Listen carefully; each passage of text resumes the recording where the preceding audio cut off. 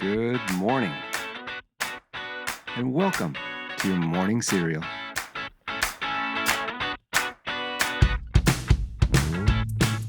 Okay, good morning, everyone, and welcome to Tuesday. We are really getting into the meat of this week here before Thanksgiving, and in particular, it feels good today because today is dripping with nostalgia.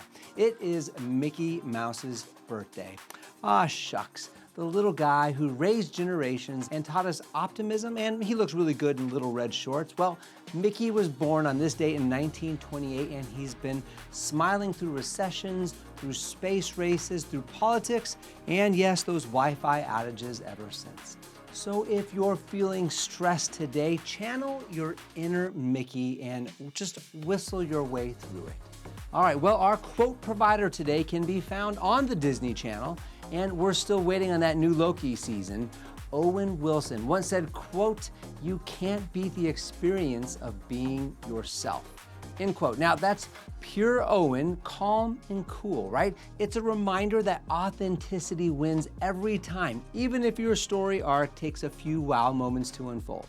Well, today's news, facts, and birthdays are for November 18th. Starting back in 1863, that's when then President Lincoln, he boarded a train for Gettysburg, Pennsylvania to deliver a short speech. You may have heard of it. It was the Gettysburg Address. Then on this date in 1978, this is the infamous date where in Jonestown, Guyana, 918 members of the People's Temple, well, they lost their lives under the leadership of the cult leader, Jim Jones. Well, let's move up to 1985 where something just a little bit lighter happened. That's when on this date, the comic book strip Calvin and Hobbes debuted in newspapers. Then finally on this date in 1999, 12 people lost their lives while building a bonfire at Texas A&M University when the 59-foot bonfire collapsed.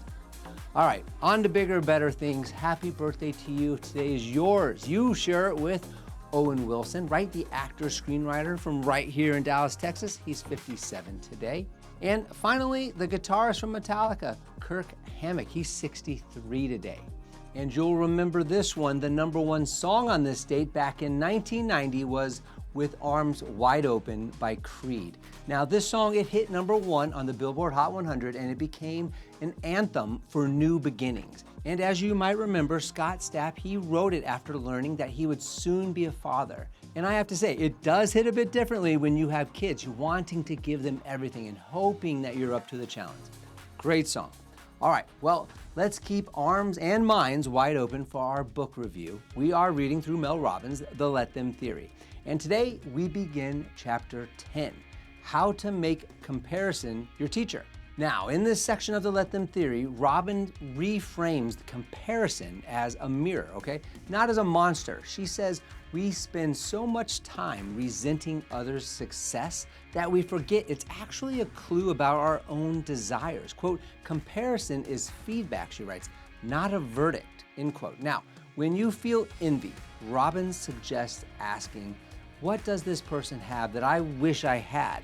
And the answer isn't about them, it's about clarity for you.